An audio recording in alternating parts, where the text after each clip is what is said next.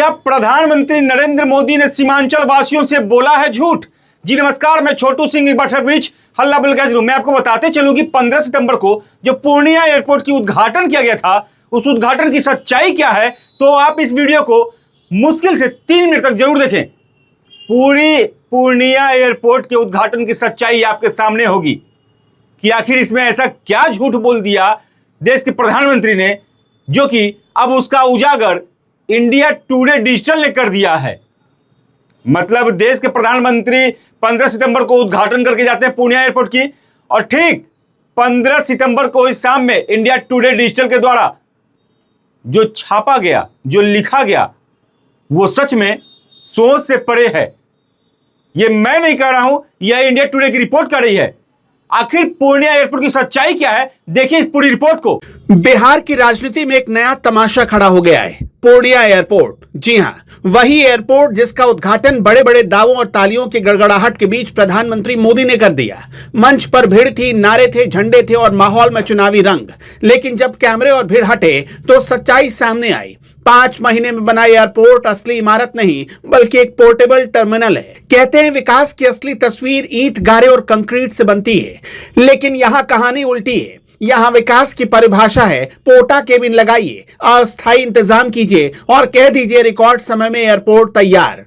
तालियां बजती हैं, भीड़ नारे लगाती है और सत्ता अपनी पीठ थपथपाती है। 10 साल का इंतजार और मिला भी तो पोर्टेबल टर्मिनल। पूर्णिया एयरपोर्ट का इतिहास बताता है कि 2015 में इसकी घोषणा हुई।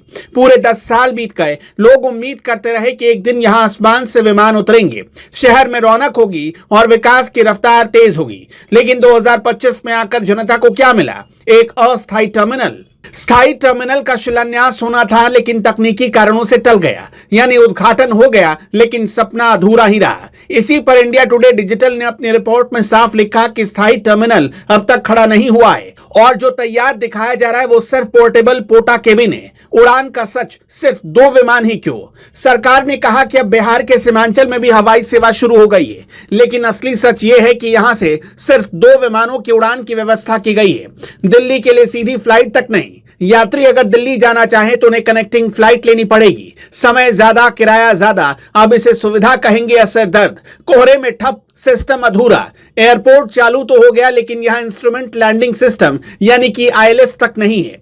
इस सिस्टम के लिए 16 एकड़ जमीन चाहिए, जो अब तक उपलब्ध नहीं कराई गई। बिना इस सिस्टम के दिसंबर जनवरी के कोहरे में विमान यहां नहीं उतर पाएंगे और न ही यहां से उड़ पाएंगे। यानी चुनावी उद्घाटन तो हो गया, लेकिन हकीकत यह है कि सर्दियों में यह हवाई अड्डा सिर्फ नाम का रहेगा।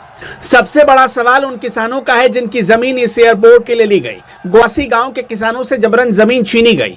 पूरा मुआवजा आज तक नहीं मिला। कई किसान बेघर हो गए। जो आवाज उठाते हैं उनके खिलाफ दलित उत्पीड़न जैसे मुकदमे दर्ज कर दिए जाते हैं। इंडिया टुडे की रिपोर्ट में किसानों का दर्द भी सामने आया। जमीन गई, मुआवजा अधूरा मिला और ऊपर से मुकदमे का बोझ।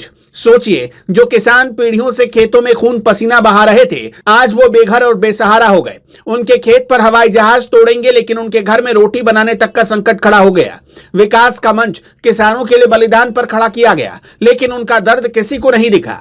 जब पीएम मोदी पूर्णिया पहुंचे तो एयरपोर्ट को रिकॉर्ड समय में तैयार बताकर तालियां बटोरी। मंच पर भीड़ थी। एनडीए के नेता अपने अपने भाषण में इसको ऐतिहासिक विकास बता रहे थे, लेकिन इस भीड़ और शोर में कहीं किसानों की कराह दब गई, यात्रियों की परेशानी दब गई और अधूरे वादों की हकीकत छिप गई। सरकार दावा करती है कि सीमांचल अब विकास की पटरी पर है, लेकिन सवाल उठता है कि क्या पोर्टेबल टर्मिनल विकास है? क्या अधूरा एयरपोर्ट विकास है? क्या किसानों का अधूरा मुआवजा विकास है? क्या यात्रियों को कनेक्टिंग फ्लाइट के झंझट में डालना विकास है? अगर यही विकास है तो फिर कहना पड़ेगा कि बिहार का विकास मॉडल अब फोटो खिंचवाओ और तालियां बजवाओ बन चुका है। असली सुविधा बाद में, लेकिन चुनावी फायदा भी। पूर्णिया से लेकर कटिहार और अररिया तक लोग कहते हैं कि हमने सोचा था एयरपोर्ट से जिंदगी आसान होगी, अब दिल्ली, मुंबई, बेंगलुरु जाना आसान होगा, लेकिन यहां तो केवल चुनावी नाटक हुआ। विपक्ष ने भी सरकार को घेरा है। उनका कहना है कि पूर्णिया एयरपोर्ट जुमला एयरपोर्ट है। उद्घाटन से लेकर उड़ान तक सब चुनाव को ध्यान में रखकर किया गया। स्थायी टर्मिनल की नींव तक नहीं पड़ी और सरकार इसे रिकॉर्ड उपलब्धि बता रही है। पूर्णिया एयरपोर्ट का उद्घाटन भले ही अधूरा हो, लेकिन इसका मकसद साफ है। 2025 विधानसभा चुनाव, मंच से जो भाषण हुए उनमें बिहार में एनडीए सरकार की वापसी की अपील थी। एयरपोर्ट को विकास का प्रतीक बताकर भीड़ जुटाई गई और कैमरों के सामने दिखाया गया कि बिहार बदल रहा है, लेकिन जमीन पर हकीकत कुछ और कहती है। किसान न्याय के लिए भटक रहे हैं, यात्री सीधी फ्लाइट के लिए तरस रहे हैं और एयरपोर्ट खुद कोहरे में उड़ानों के लिए बेबस खड़ा हुआ है। पूर्णिया एयरपोर्ट इस वक्त बिहार की राजनीति का नया चुनावी हथियार है। असली टर्मिनल कब बनेगा, इंस्ट्रूमेंट लैंडिंग सिस्टम कब लगेगा, किसानों को न्याय कब मिलेगा, ये सब सवाल हवा में लटके हुए हैं। सत्ता पक्ष से रिकॉर्ड विकास बता रहा है, विपक्ष से चुनावी जुमला बता रहा है और जनता इस बीच ठगी हुई महसूस कर रही है। तो क्या पूर्णिया एयरपोर्ट विकास का प्रतीक है या फिर चुनावी मंच पर दिखाया गया एक अधूरा सपना? जवाब साफ है, यह एयरपोर्ट फिलहाल अधूरा है, यह सुविधा अधूरी है और सबसे अहम यह न्याय अधूरा है। लेकिन हां, सत्ता के लिए यह पूरा है, पूरा चुनावी हथियार। और हां, इंडिया टुडे डिजिटल के रिपोर्ट ने साफ कर दिया कि पूर्णिया एयरपोर्ट का उद्घाटन भले ही चुनावी मंच से ऐतिहासिक उपलब्धि बन गया हो, लेकिन हकीकत में यह सिर्फ अधूरा सपना है।